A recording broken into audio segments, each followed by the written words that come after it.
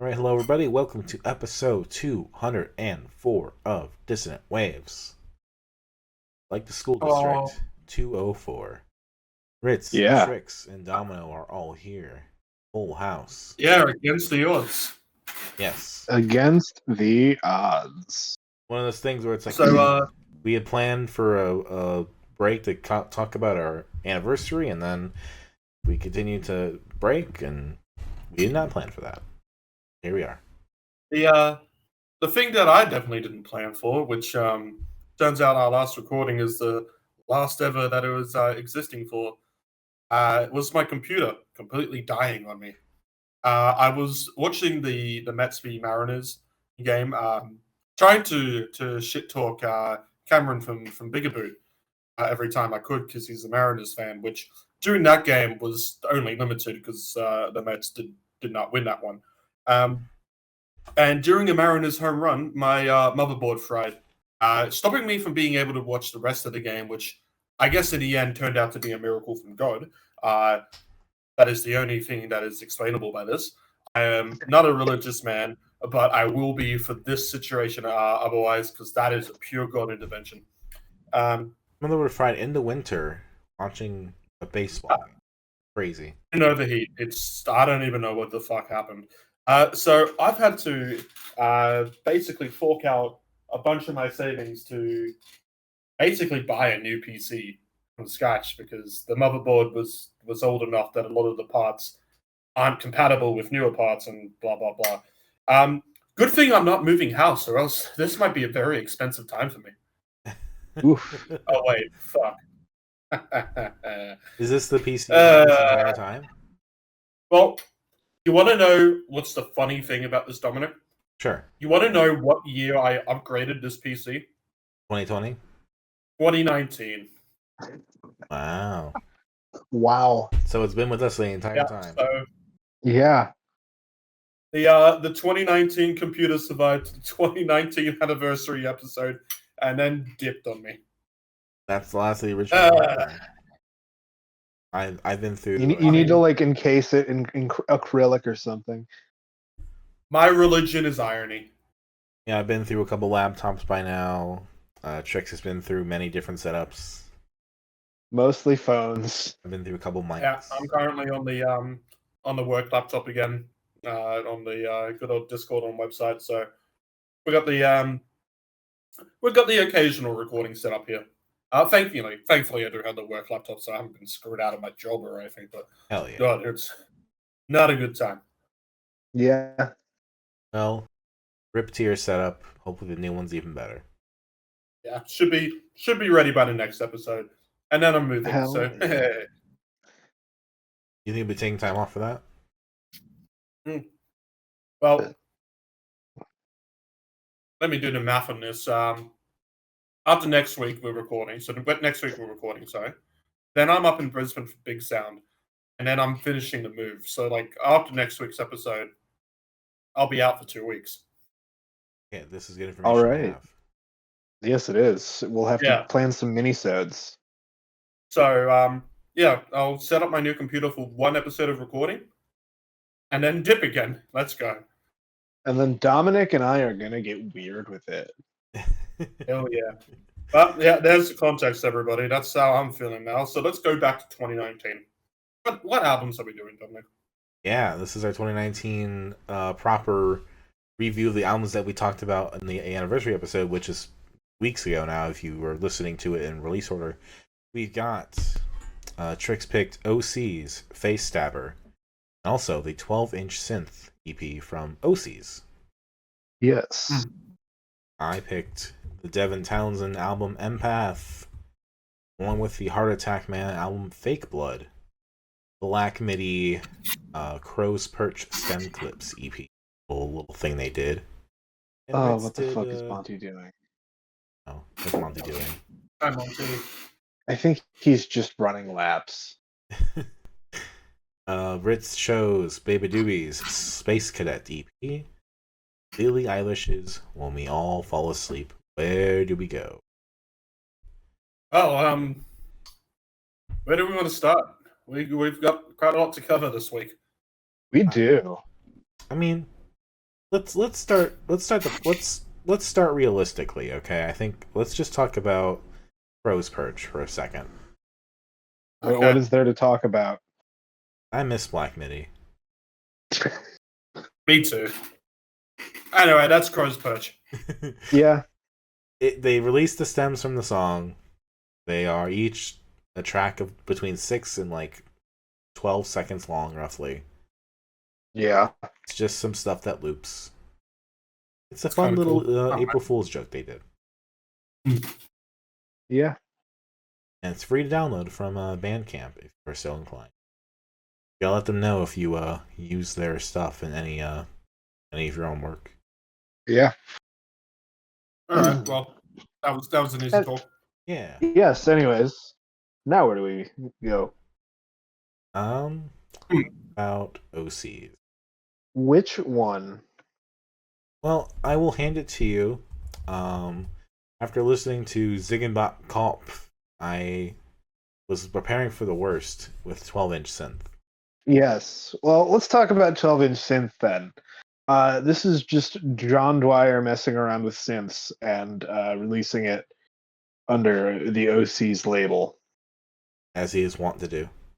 Yes, because he is the Osees. Yes. And yeah, it's this chill, jammy, ambient synth thing. Not as terrible as previous ambient synth things he's done that I've listened to, like I said. So I am already happy. It's a vibe. Like that's really the only way to describe it. What was that album that you picked a while ago, Trix? It was like Bass Communion or some shit? Yeah, Cenotaph by Bass Communion. Yeah. This There's is no better further than comments Bass Communion. Yeah, but I got the same vibe.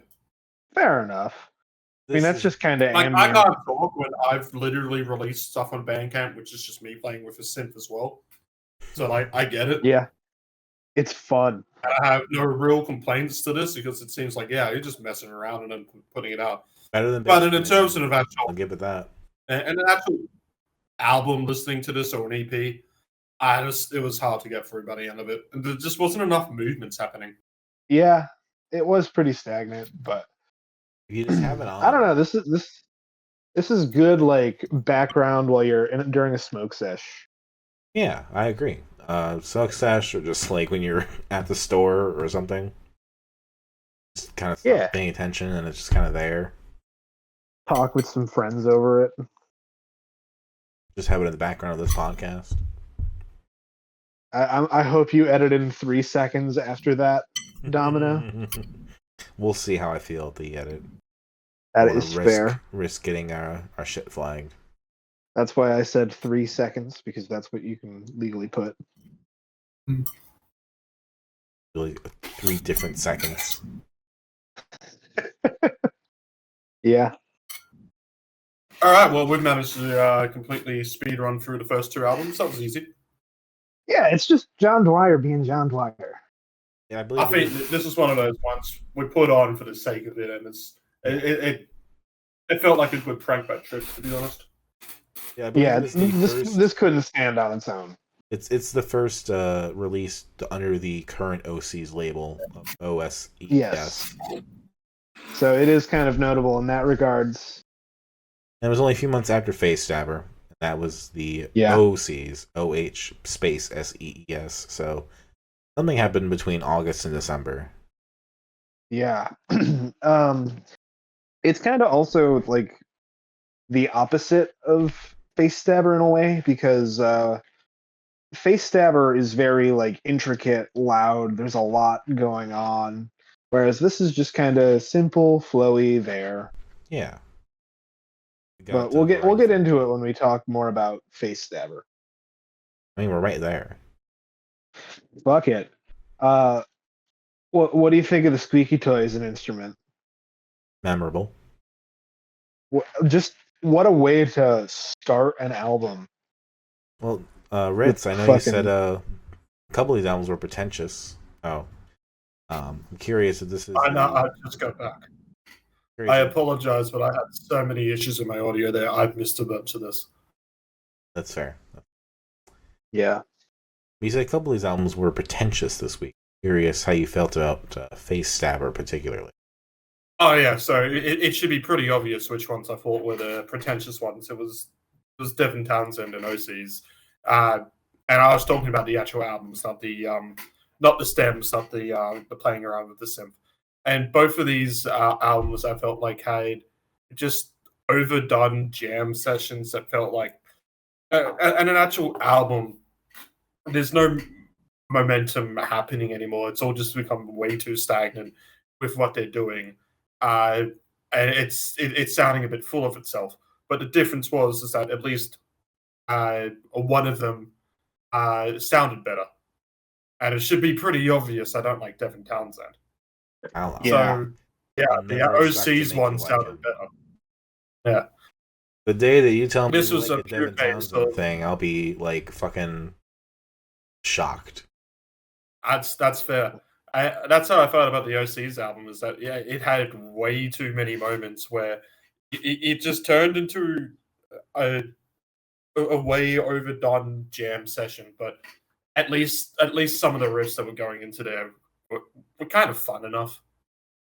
I feel like I'm kind of getting sucked in the same way I got sucked into King Gizzard, where it's like, you know what? I think I like this a little bit more than Proteans. I think I like this a little bit more than Intercepted Message. I think, the more I get into John Dwyer's work, the more I'm getting into John Dwyer's work.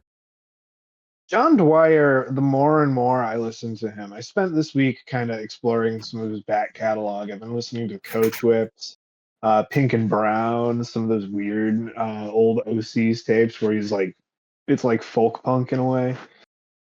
And the more I listen to him, the more I'm convinced that he's a wizard. Like Scutum and Scorpius is like a 15-minute track is kind of out there, but it's kind of like nice, like 70s like film jazz, you know what I mean, in a way. Yeah. Like there's just like a nice This like it's gonna be on when I'm watching like a cop film from that era. this is kind of, I think the OCs are Rush for this era in a way. I feel like that can't be right. I get what Trix means. Like it's very nerd music. It's nerd music. Not everybody is going to say the OCs are their favorite band, but if somebody says the OCs are their favorite band, you know exactly what they're about. Okay, I can see that. But I feel like, people like Rush for what they had at the time as far as political motivations go, as long as or as well as some of their more poppier hits. Well, there's that this one I'm going to defer to Ritz actually. Have you seen that meme where it's like Megadeth be like the government sucks, 15-minute guitar solo or something like that? No, but I can definitely believe it. Well, that literally happens in one of the songs off this album. Which one was it? Henchlock, the one that's for 15. No, wasn't Henchlock. I think it was Foozy or maybe Snickersy. Snickersy was one of the highlights for sure. Fushi was pretty good. Oh yeah, it was Snickersnee. Walk around with those expired eyes. Politicians tell you only lies. I will say Opening couplet. When I was first listening to this, I was at the gym, and for whatever reason, Henchlock like cut out for me like halfway through, and I'm like, oh, this is like a thing they're doing. Like they're gonna come back at the end and do some weird shit. It'll be another thing that Ritz will complain about because it's a long song and they cut it out, at like 10 minutes. And no, nope. My audio was just being fucked. Yep. But like I was willing to believe it, so like I'm already like a mark for this audience. Phenomenal kitchen music. I'll say that. It seems. I don't really have much else to say. I feel like my Osees enjoyment should be a lot more than it is, seeming as I'm not really Giz hate just because I refuse to be associated with them. They get way too much. But I still do listen to quite a lot of King Gizzard, and I do enjoy him thoroughly. And the crossover of these fan bases are huge, so you would expect that I'd be. I think Dwyer produced Quarters too. That is probably true. But no, I mean, I came out of this album enjoying moments from it. Yeah. But as a full piece of work, I just couldn't get into it. It just had too much dragging moments in which, yes, whilst it was cool for at least the first minute and stuff, it just got a bit too nothing, and maybe I'm just too sober to enjoy it. But I don't know, just it felt like prog music that could have been shorter, which feels like an insult to say to prog music. Yeah, that's fair. I actually have a story about this album because I ingested some fine porcini mushrooms. Okay. And listened to this album. And wow, it is sonically like a good up until Heartworm, and I'll explain why in a second. It is just sonically such a fun album for the porcini mushrooms to take effect and make patterns on the wall look really cool. So I recommend that. But skip Heartworm because of the line we've got worms in our guts. Did you think too much? Yeah. I had to shut the album off and watch Baby Sensory videos after that.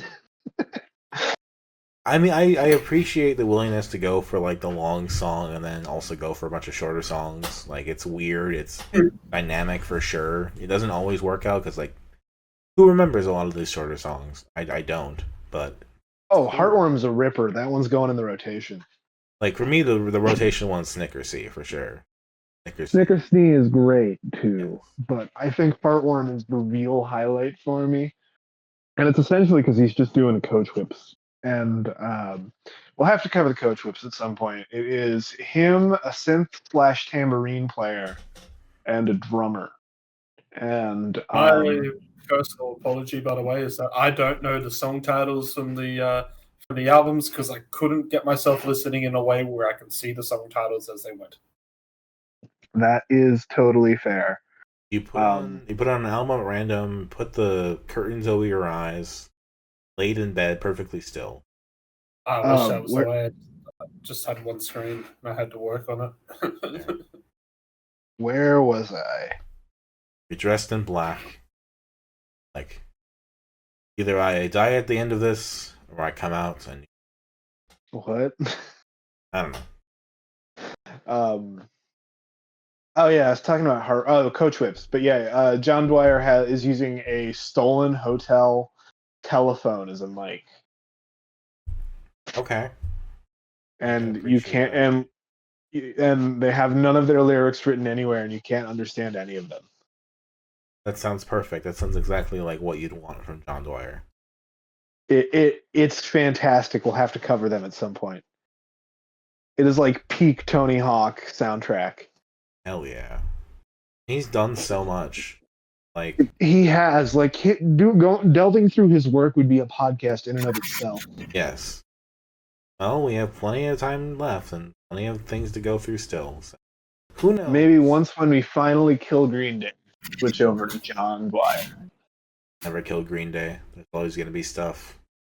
Yeah. Well, when we mostly finish. When we finish all the Green Day we can find.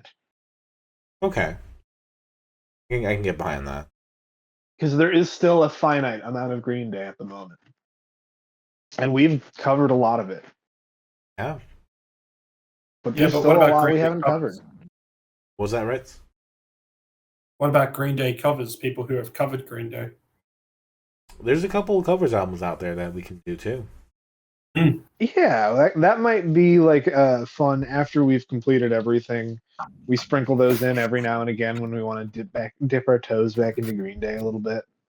Why put a label on it? Why stunt ourselves? We have the feeling of doing a covers album. We'll just do it. Yeah.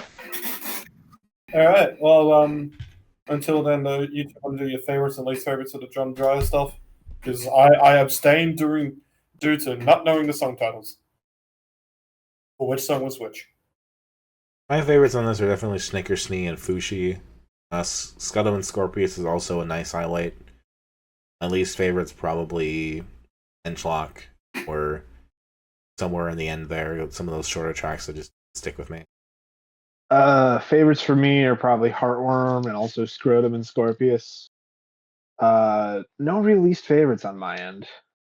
Oh wait, no, my least favorite is that I had to figure out how to put the lyrics on my TV because I was on mushrooms and it's just all four of them mean mugging you.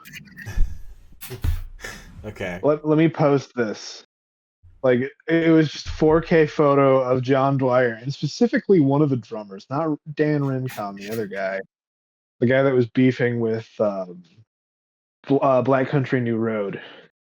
Well, whilst you're finding that, Trix, what do we want to do next? Let's talk about Devin Townsend. I feel like that was the next place to go.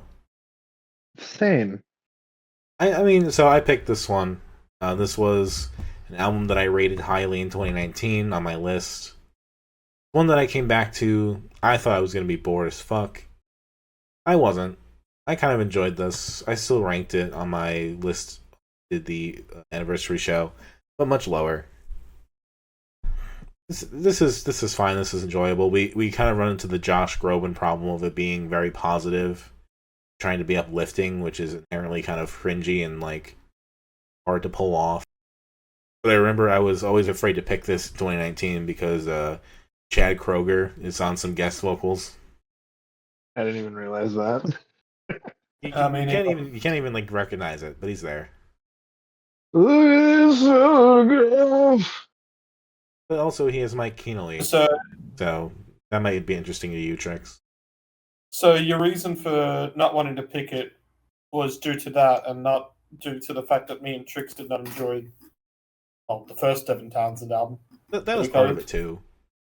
Yeah. Although that was on the Devin Townsend project, which I guess is different or something, at least according to Spotify. The man releases a ton of He does, and I respect that. And I only really have one thing to say about this album. And that is theater kid metal derogatory. I was fuck. I thought maybe Trix, you got it. I don't got nothing to say now. I thought maybe with the variety and then how dynamic it is at points, that might get some points across. But doesn't sound like it's gonna hit that way. No, I'm sorry, Dominic. Dominic, you respond better to theater kid music than we do. That's fine. Yeah, you have a theater kid. Movie, filmmaking. It's bound to happen. Now, we've already had the Book of Mormon rant. I've done it before in my life, and I am afraid that if we knew each other in high school, Dominic, I would have hated you because you were singing the Book of Mormon all the time. And this comes from somebody who still likes that play. I have never listened to the Book of Mormon in my life. I haven't either.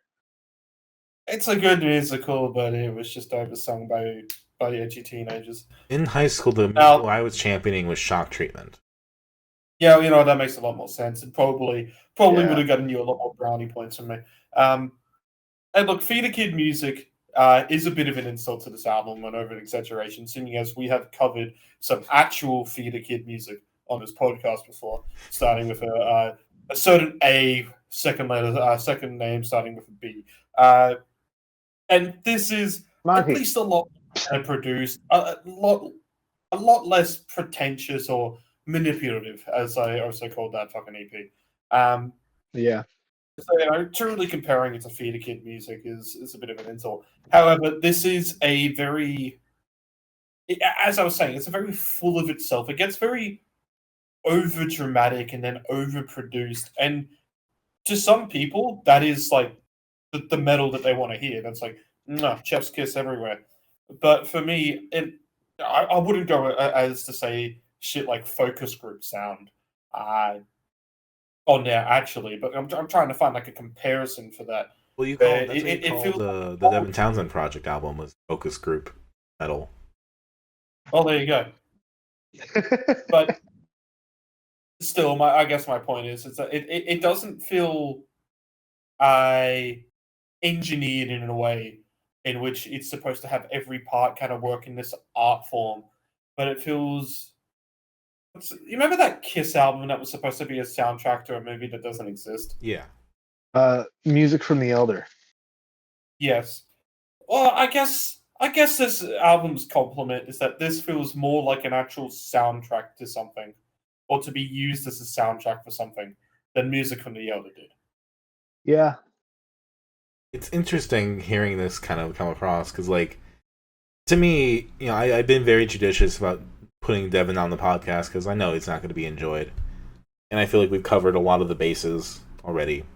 But this album is at least interesting in that it's very much him trying to be like, okay, this is just the landscape I'm interested in at this point.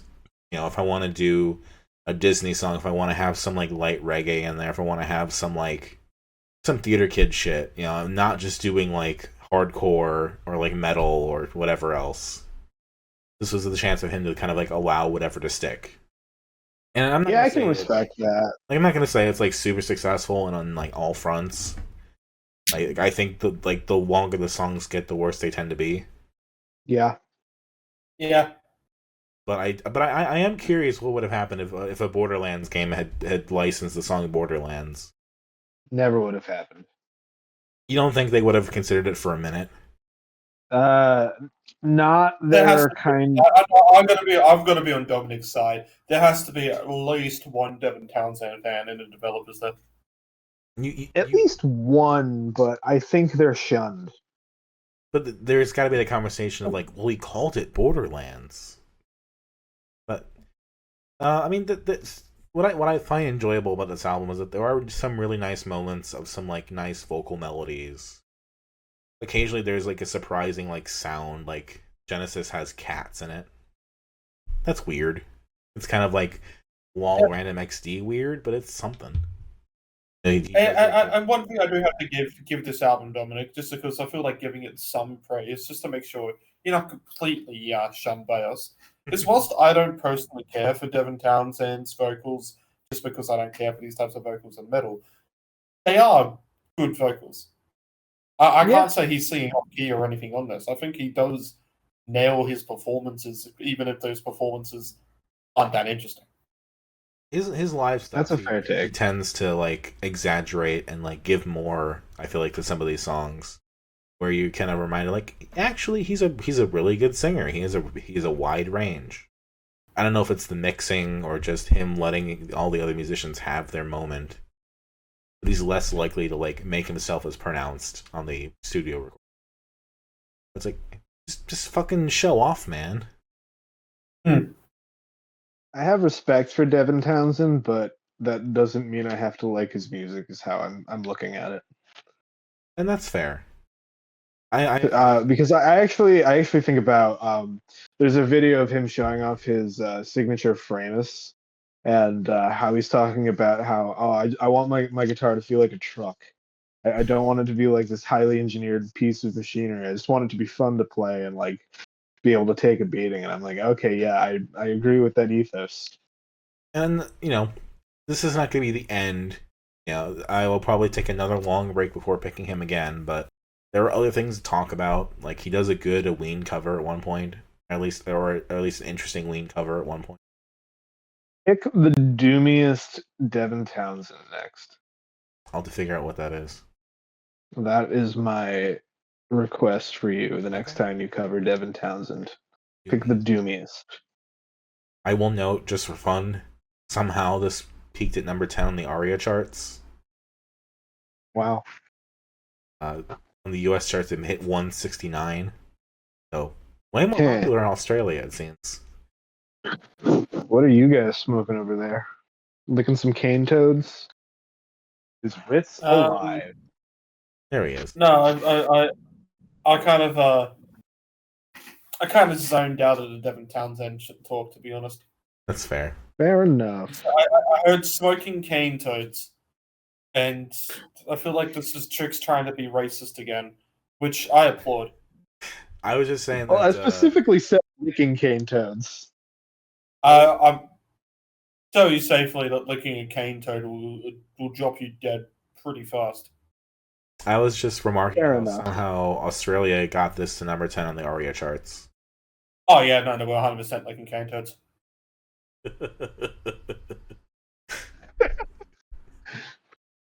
Didn't even track in Canada. There's not even like a spot on the Canada charts.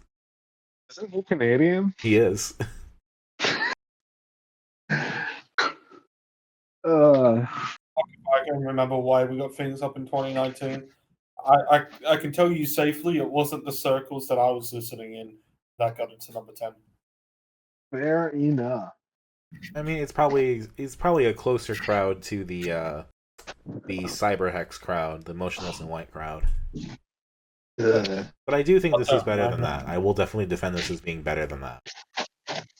Yeah. I'll give you Dominic, that. if you needed to do a whole comparison to Motionless in White to make you feel better, then do it. But yeah, it is very hard to get to an album that was as annoying as that Motionless in White album. it was. And I still, if you watch Devin Townsend perform, he is very charming. That's also just nice. Yeah, he seems like a really chill dude. A song like Why is interesting. Seeing him perform it is really cool. It's one of those songs I feel like if he was ever cast in like an animated film, that's probably why. It would make sense. Look, I would like to see Why live as well, but I'm talking about the Chat Pile song instead. Again, I couldn't really tell you what each song was outside of, I guess, like the long ones. So I'd say probably my least favorite was Singularity. Yeah. But then I don't really have something to say as a favorite. Go ahead, Trix. I was gonna say, yeah, least favorite is Singularity. No real favorite. Least favorite is definitely Singularity. There were some moments on Sprite I really like. Moments on Hear Me that I really like. I think Why is the highlight just for how different it is. But this is still a crusade I will take on alone. In another 100 episodes or so, Devin Townsend will be back. All right. Well, until then, it's time to get onto my shit, isn't it? Yeah. Dominic, which one do you want to go through first? Let's start with Beabadoobee. All right, Beabadoobee. I sometimes find music because a YouTube music video pops up on my feed. And that's what happened when She Plays Bass. It was about a week old. I found that, and then I listened to the CP. And that's how I discovered Beabadoobee. And then Deathbed came out the year after, and everybody discovered Beabadoobee. Not that I was really hipster, because she'd still kind of broken out in the indie scene beforehand anyway with Coffee, and Coffee had some success before Deathbed, and with this EP. But yeah, I didn't expect her to kind of become the big kind of pop star that she is now, or indie pop star, I guess we'll call it. Yeah. I first heard of her, I think, through seeing the name pop up on lists that you had done. I think it's very funny. Yeah. Covered Oscar Lang when that was relevant. Yep, definitely. But, yeah, glad to finally be here. That we are.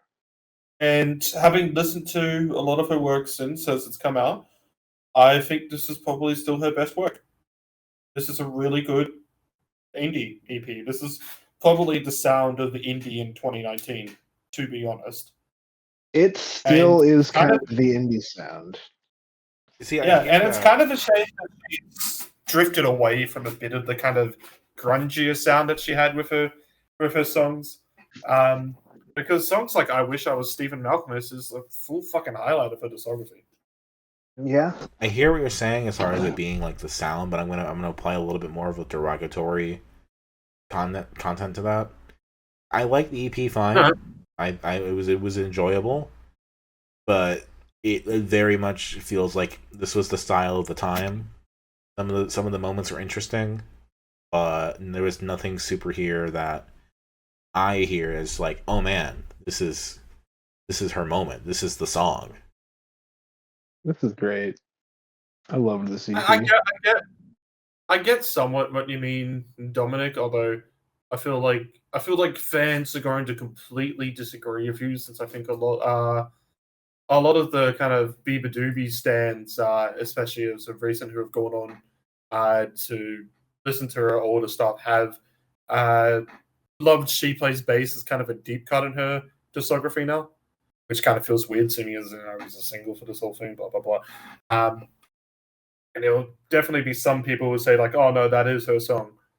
Oh, that is one of her moments." But in a sense, I think like her sound, whilst I think this is like her best like consistent work, I think her most interesting sound was actually in the album after that she put out after this, "Fake It Flowers," where she really full on goes away and does bubble grunge, and that was kind of at a time where bubble grunge was a new kind of popping thing. So she was seen as kind of like one of the pioneers of the modern, a modern moment of it, I guess we'll call it.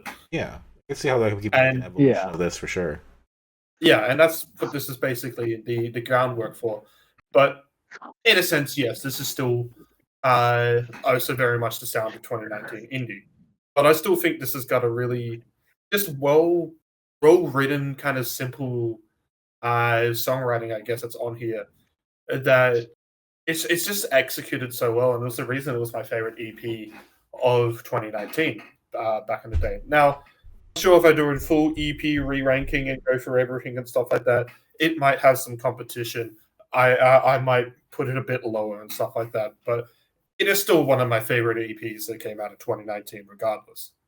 Yeah, I definitely am not there with you on that one, but yeah, I mean, you clearly like taking something from it that I'm not.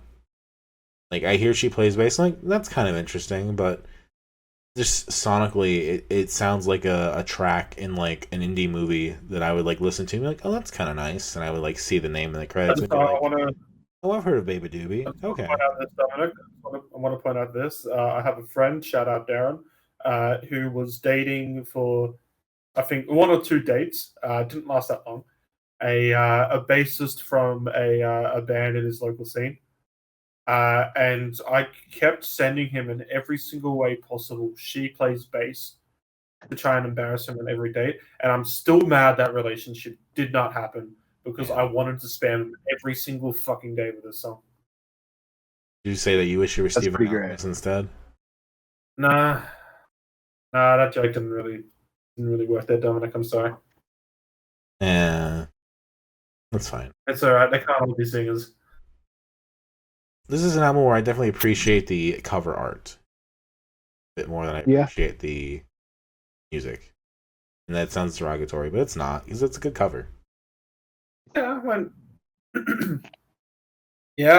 I don't think there's too much else so that we can kind of say, but I assume at some point in this podcast life, we will pick Fake It Flowers, and then we will have like this proper comparison to see like, okay, yeah, the evolution is there, and like he's, in my personal opinion, as I said before, like truly when Beabadoobee had her own sound going on, which unfortunately I believe is kind of like gone away now.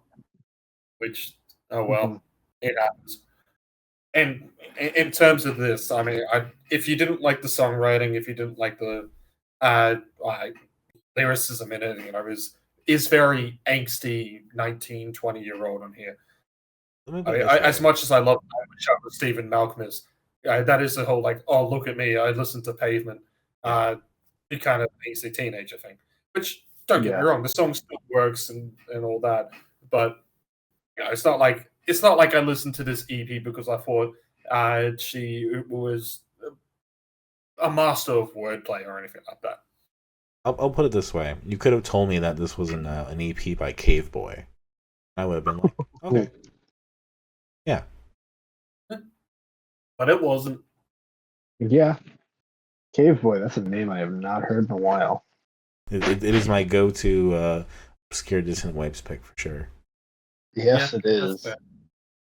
Yeah, it's not really much else more to say about this EP. My favorite is, despite as I just ripped on it, is still I Wish I Was Stephen Malkmus, and I do really like She Plays Bass. I do like that kind of moment of explosion that happens at the start with Are You Sure as well, going into that chorus. It's just a really well-produced EP as well. I think my least favorite, despite it still being a good song, is probably Space Cadet, the actual title track from this. I feel like if you ask me which is like the least memorable song after all these years, it is that one. I will say that I think I like Sun more often than most, and just kind of bow out of that conversation. That's fair. I'll say I liked. I I wish I was Stephen Mekovich, and no release favorite. I wish I was John Malkovich. Yeah, that's where my brain got crossed. But I didn't have it. I wish I was John Malkovich being Stephen Malkmus. Okay. Let's see. We have two. I guess we have two left. Yes. We have one left. No, we have two. I mean, I guess it just shows how forgettable it was. Heart Attack Man, Fake Blood. Oh yeah. Oh, that's right. That's right. We had Heart Attack Man. I forgot we had Heart Attack Forgot Man. about Heart Attack Man, and I listened to that That last. sucks, because I don't even think this is a. I mean, is it forgettable compared to the other albums that they have? Probably yeah, but it's still an okay pop punk album. Yeah. It's definitely one that peaks near the end, I think. Like, it's kind of fine, and then I feel like around Crisis Actor is where we start getting something that's really interesting. Yeah. But Yeah, to set it up. Go ahead, Trix. I was gonna say it's like a more depressed pup in a way. This whole vibe from the album. That's kind of a good comparison, I think. I was gonna say, just to set up quickly, Ritz and I have seen this band. I liked them at the time. I figure let's give them a shot. I feel like something that we would have picked in 2019 had we had more time. But definitely, I would still say, I wonder how the other albums are. I feel like this is probably the one to skip, but interesting nonetheless. It's probably actually good that we chose to cover this after Beabadoobee here in this case, because I think we have like a very similar kind of story to go on for, in which you would see what they would go on to onto the next album. Except, I guess, in the case of Heart Attack Man, I think this is their most popular album. No, But that being said, I think the one that I enjoy the most is Freak of Nature, which is the next album. And there's a bunch of kind of lyrics that are mentioned on this album that I like called back to on the next album as well. So we kind of have like that kind of whole starting point and then going into, I guess, the more interesting period of work from the band. All right. The placid days of 2019 compared to the oh fuck everything's on fire of COVID and after. Yeah. That being said, I agree in a sense that this album could really, in the case of Forgettable, it could be stripped away from the world, and I don't think it would matter. I don't think this album does anything for Heart Attack Man in the sense of giving them an identity other than, well, this is another pop punk band. Yeah. Definitely not in the same way that their newer stuff has. It's not to say that the songs here are terrible. No, there are some good songs on here. I did like Fake Blood. I did like Crisis Actor as well. But it's also, yeah, as Trix just called it, like a sadder pop or something like that. It is pretty easy to compare this to other bands, and then instead go and listen to those other bands. Yeah. And I hate saying that about an album that overall I still enjoyed listening to. Yeah. It's like a nice little half-hour little just trip. There's some stuff you can kind of get along with, some political stuff you can kind of vibe with. Fake Blood is a nice song, but yeah, it kind of just comes and goes, but not. It's not that it's unmemorable in that way, where it just feels like nothing happened. It's just kind of like it fits the mold. Occasionally, it kind of breaks the mold and becomes interesting, but it's almost like perfunctory in its like averageness. Mm-hmm. I do respect this band, however, for bringing Dear Seattle to America. Hell yeah. If nothing Hell else, And Dear yeah. Seattle brought Heart Attack Man to Australia, so that was kind of just, I guess, both of them mutual understanding, we'll call it. And they are a good live band. I quite enjoyed their set, despite the fact that they only played Fake Blood and like Out for Blood from this album, and they only played Freak of Nature and Lucky Kennedy from the Freak of Nature album, and everything else was Joyride the Pale Horse. Which interesting. I wanted a bit more Freak of Nature songs. You get what you get. Yeah. Whew. Oh well, that's I think that's Heart Attack Man said, isn't it? Yeah. Heart Not attack, my best man. showing this week, but yeah. I mean, I feel like with Heart Attack Man, this is the context album Yeah. for eventually getting into something more interesting. Yeah. All right, so shall we do favorites or least favorites, or are we happy just kind of saying it is a bit of a blender in a sense? I'm gonna say a bit of a blunder. I like Crisis Actor and Fake Blood, but otherwise, yeah. As I said, yeah. All right, well, I guess it's time to go into the last album, which realistically had to be the last album we covered today. It is probably, unarguably, the biggest album of 2019. It's Billie Eilish, When We All Fall Asleep, Where Do We Go? Yeah. Important albums of the year.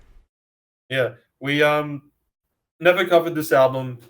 This won the Triple J albums poll and the Hottest 100 with Bad Guy, getting a couple songs in the countdown as well in multiple years, actually, as well as the 200, which we thought that would be the best showing that Billie Eilish ever had until she got Aiden last year. So, okay. The stanza really out in force for her. But this was like that period where I guess the scene that we had built, that we had created in the world after Lorde put out Pure Heroin, finally like showed, and this was, I guess, Lorde ran so that Billie could sprint. That's just I'm not saying that's in the terms of musical quality. I'm just talking this in the popularity of the albums, because Pure Heroin was huge. This was fucking bigger. Yeah. I discovered Billie personally in 2017 with Bellyache. I don't know when you two discovered her. Probably Bad Guy. Probably Bad Guy. I think my younger Okay, sibling really liked her. I was there for the whole of it, so I can kind of remember the whole blow up and how it happened, especially in Australia. Bellyache was kind of like the big breakout in Australia. I know Ocean Eyes and stuff had some plays and stuff like that. And then in 2018, the collab with Khalid was actually kind of like the next big breakthrough. And all the kind of little like indie people that year, I would say, like when it comes to what was people's favorites out of Billie Eilish stuff, was actually You Should See Me in a Crown, which was a single from 2018. But then truly what ended up being the biggest fucking song that she released that year, and we all like, okay, Billie Eilish is like now a huge fucking artist. It can't get bigger than this. Was When the Party's Over. And then 2019 came, and no, it did get bigger than that. And it's still been getting bigger than that. That's as much context as I can remember about Billie Eilish. Let's actually talk about this album. She's a crooner. Yeah. What? She's a crooner. A crooner. Yeah. Yeah. It's impeccable. It's a soundscape of very muted vocals that really is just like putting her on a level with like some really amazing vocalists. Yes. Now, there's actually one thing I did forget in the whole context of everything here. There is one piece of trivia that basically every Australian knows now, or at least every Australian. Oh, I know this one. Dominic, do you know this one about Bad Guy? No, probably not. Do you know what the sample is in Bad Guy? Oh yes, I have seen this. It's the streetlight, just the light in the cross. I believe it's a Sydney streetlight, or maybe it's a Melbourne one. It's one of those two. Yeah, that was a huge thing that like everybody would not shut up about for a solid month. It's like, oh, Bad Guy uses ours fucking streetlights. Yeah.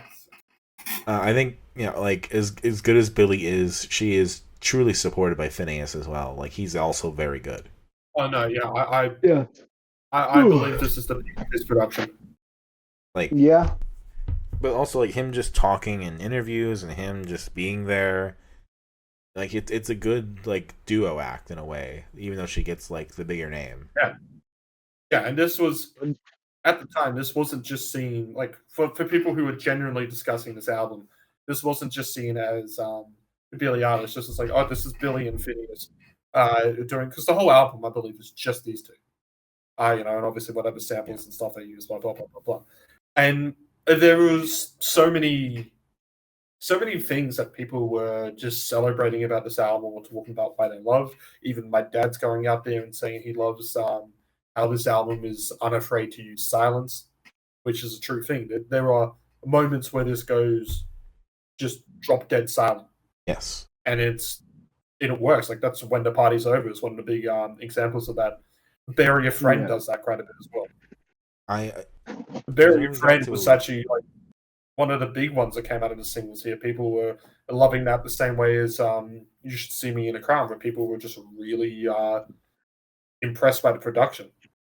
It was when we got the Zanny where I'm like, oh, I understand why they picked it for James Bond right away now.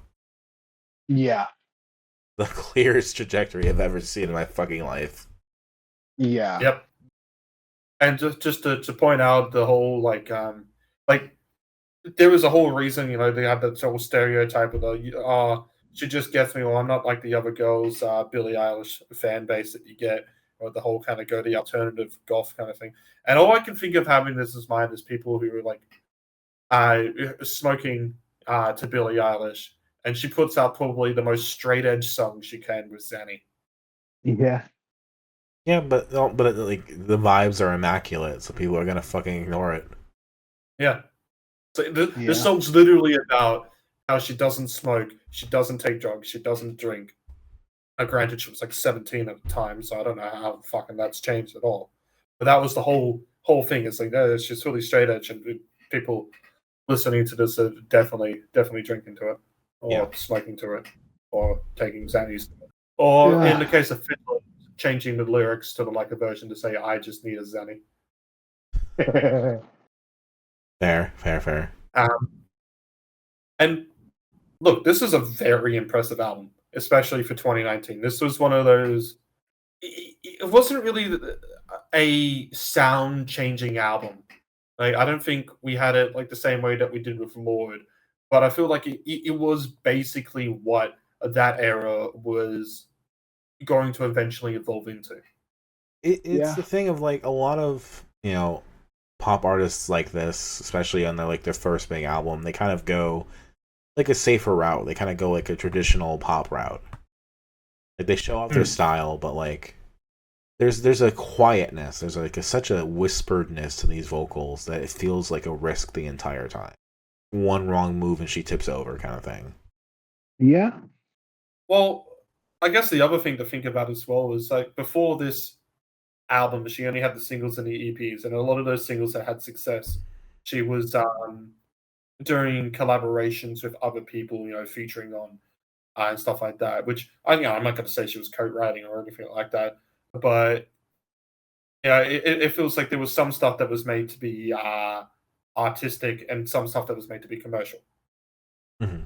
And then this album came out, and that kind of didn't become a thing anymore because it's what I'll call the flume style now. Is that what they try to make as artistic ends up just being commercial anyway. They've become such a big enough name and have such a big enough fan base of what they make that it's all just crossed over now, which is great. Now, granted, it's not like Billie Eilish is putting out the most experimental, avant-garde, alternative shit out there. No, but no. Even comparing to the newer stuff, she definitely does still stand out quite a bit in the pop crowd. Yes. And the things that help her stand out are just so basic. Like just the ease at which it feels like some of these moments come through, like the very beginning, just being like them fucking around and like my Invisalign is in and this is the beginning of the album. It's Yeah. silly, but there's a genuineness to it that is just fun. Yeah. In a sense, it feels as much as this is a pop album, and Billie Eilish ends up becoming one of the problems of populism, where it's all stand based and everything like that. This at the time did still feel like a true alternative to what was happening in pop, I mean, she and made the it song is fucking an Emo Milo. old band name. Yeah, there's an old band name, Pop Will Eat Itself, and that is always true to a sense in which if for anything, if you keep making the same thing and keep churning out the same thing, eventually it's all just gonna burst. That's what fucking happened to disco. And we needed, I guess, for pop to survive. Which, whilst I might not fully agree with wanting pop to survive, we needed at least a change of pace. And this, you got to remember, like at this time, like what do you think is big out of the whole tens? A lot of it is EDM focused. Yeah. And with a lot of those, you have those kind of big, like people have to oversing, make everything overproduced, over dramatic, and all of that. And this has none of it. There is not a single moment of this album in which I could say is overproduced. There is hardly a moment where she stretches her vocals. No, And that's not to say that her vocal performance is bad. it's just something that maybe is it that she's shy? Is it that it's just what produces the best vocals? Whatever it is, it's so light and so like it's so close to her mouth. It just very plosive heavy. it makes you pay attention. And I guess in the end, it's no surprise that this ended up being one of the biggest albums of the tens by the end of it, to be honest. I think it will be one of those ones looked back on in many a year with quite a bit of favor. And there's going to be a lot of albums in the pop sphere. I'm not the biggest pop head, so I will probably be missing a lot of fucking albums and stuff like that. But when it comes to terms of like what was the most successful albums that happened in the tens for pop, you'll have the Taylor Swifts on there, you'll have the Ed Sheerans on there, you'll thankfully have the Lord on there. You'll have, in a sense, if you want, I can't really call Daft Punk to be pop or anything like that, and I can't really call it as much successful. You can talk about The Weeknd. I guess The Weeknd was a big one, the Starboy. And then just at the very end of it, you got this Billie Eilish album, and the one that's the most impressive and the most, I guess, the biggest outlier, all of them, is the Billie Eilish. I mean, this is the era of like it felt like there was like a new like generation of pop forming around this time. Like Lil Nas X was happening. K-pop was happening. And then Chappell Rowan happened eventually, but like COVID, I feel like kind of just put a huge fence on that. Yeah. Yeah. I do not appreciate and I do not agree with all of the hate that Wish You Were Gay got at the time. Oh no, I fully disagree with the hate as well. It was one of those like, let's find something to complain and just say, this song's queer baiting. It is very fucking obviously about somebody who it's in the lyrics. It's about someone who's just trying to explain someone's non-attraction to them, so that it doesn't have to be blamed on them. Mm-hmm. Also, as a teenager, and as a teenager, you can write so many cringy songs and so many songs with like hackneyed lyrics and over-the-top lyrics. This is not that. I don't even. Yeah, I don't. I gotta post my teenage song that I that's about peels and about it. It gets weird. Plus, as someone who was a teenager once themselves, I'm pretty sure we've all had a moment where if somebody hasn't had that same attraction or that same kind of way to be a friend, and we've all just tried to find an explanation that's other than just, I might be a bit of a shitty person or something. Apparently, having a song like though. Apparently, I remember reading that where at the end she, or like all those interviews or like the judgments, it goes like, he turned out to be gay anyway. Yeah. It was one of those stupid people who were just trying to find a reason to critique it. Yeah. Come on. It's not queer baiting. It's so far from it. It is about something entirely different than queer baiting. I feel like queer baiting is used as such a cudgel of like, if it's not the approved topics of queerness that I want to talk about, then it's something that's not even worth talking about in queerness. To get myself cancelled here, I'm just gonna say that I think I've seen more straight people complain about queer baiting than I have gay people. Yeah. Yes. People that are very focused on like, ironically putting things in boxes and making sure that everyone understands where they are personally at all times. Yeah. Like, come on, settle down. Just enjoy the fucking song. Yep. And look, I don't think I have this album as one of my personal favorites from 2019. I talked about in the anniversary episode what I consider the big five, but this was a really kind of fantastic moment for pop, which is not something I say much. And I don't know if I would say that about her other albums personally. But this is like the one that I think it's like this was a genuine moment of crossover where the indie bass and the pop bass could get together and say, this is a good album. Yes. Yeah. And I can just see a career like she would fit in this, like in like the 60s. Like, people could cover her songs, she would cover other people's songs. It would just be like one of those things that, Ella Fitzgerald covering Zanny. Here we go. Like, not literally, maybe, but it's something that I can like at least see just by the quality of the work. I get you. With that, I'm happy to go into favorites and least favorites now. Favorites for me: Bad Guy, When the Party's Over, and Bury a Friend. Least favorites, probably something like Goodbye. I don't think this is an album that really needed to go full circle like Goodbye tries to. It kind of just doesn't really pay off at all. Yeah. I like Bad Guy. I like Zanny. I like My Strange Addiction. I really like Listen Before I Go. That's a really beautiful song. My least favorites, probably like Goodbye, or I don't know, When the Party's Over, maybe. Maybe All Good Girls Go to Hell. I refuse to have any hatred towards When the Party's Over because I have acted like a 16-year-old girl listening to that song. She just gets me, man. Gets me. Favorites for me, Bad Guy, because I've heard it like 30,000 times, and it's never gotten tired or so.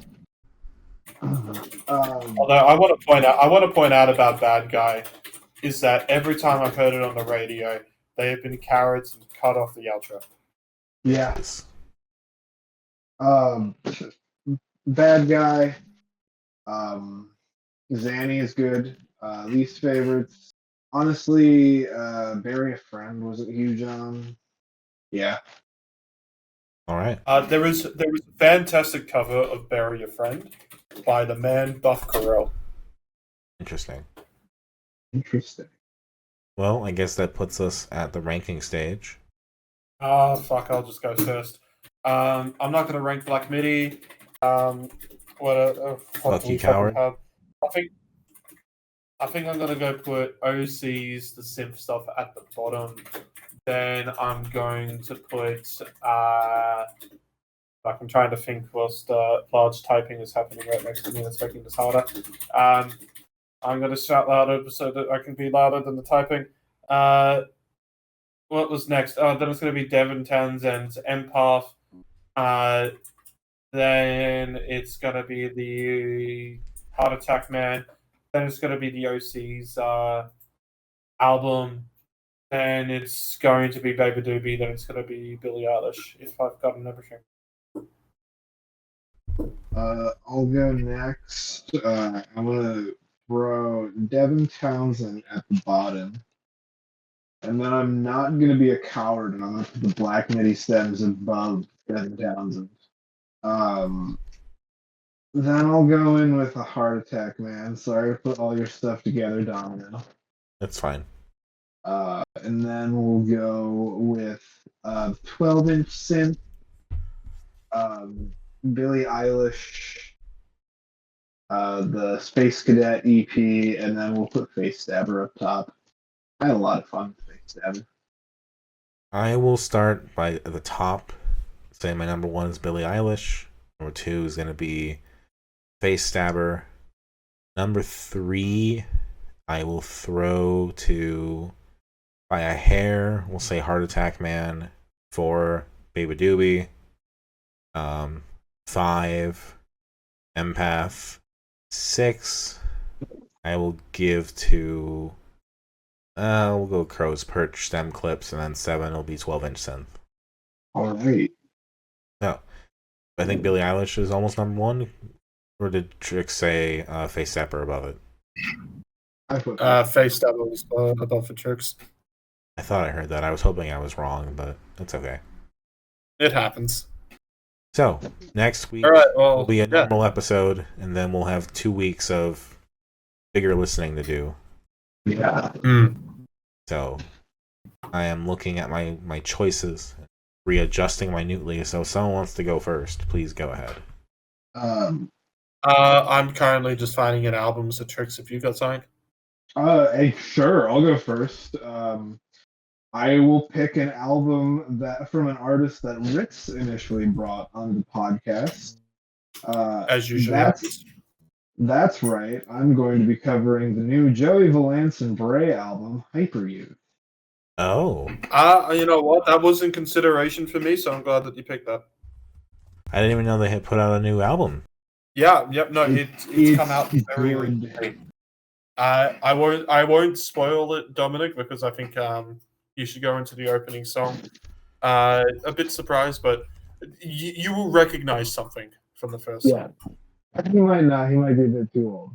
Okay. Interesting. All right, I'll go next. I was like, what am I going to pick as an album? And then, oh shit, of course I got to pick it. New Garrett Sale album's out. That also came out the same day. So Garrett Sale, Any Day Now. And then just an EP from a band that I saw that I actually really enjoyed their concert. So I'm going to pick them up is Half Request's Sunmark. That's not really much context I can put into any of this, because I think I've covered enough Garrett Sale in here, more Sawhorse stuff and more emo DIY. Okay. Looking at what I there's a lot of new stuff I do want to cover. However, I feel like at the risk of upsetting Ritz more, I will still pick this album because I need to get this out of my system. God damn it! This has been on my to-do list for years now. I want to get a lot of this out. Oh no! So, go. We're gonna go to a album that saved my life when I worked at a toy store in Wisconsin. It is a compilation. I don't think we've done many of those. We have. No, Pure Ella by Ella Fitzgerald. Okay. Did you ever tell Ella that she saved your life? I wish I could, but she died a long time ago. And you didn't save hers? I was but a baby. Not much I could do. No excuses. I'm terrible. Alright, so we got Pure Ella. Contemporary, but my computer destroyed on me. I can't be upset anymore. Alright, so we've got Pure Ella by Ella Fitzgerald, a compilation. We've got Hyper Youth by Joey Valance and Bray. We've got Any Day Now by Garrett Sell, and we've got Sunmark by Half Request. Is there anything we're missing? No, that's it. Cool. I have been riddling. You can catch me packing up my whole house and throwing my computer into a dumpster. Hell yeah. I have been Trix. You can catch me if you can catch me. I have been Domino. I do a Blue Sky account. I'm on the YouTubes uploading this podcast usually. I do a lot of editing. I'm also on the Games My Mom Found podcast here and there. There is a link in the description for that as well. Thank you for listening, and thank you for making this podcast fun and interesting. I hope when we come back next week, we'll have more positive things to say overall. I'm sure we will. Until then, have a good one, everybody. Bye-bye. Bye.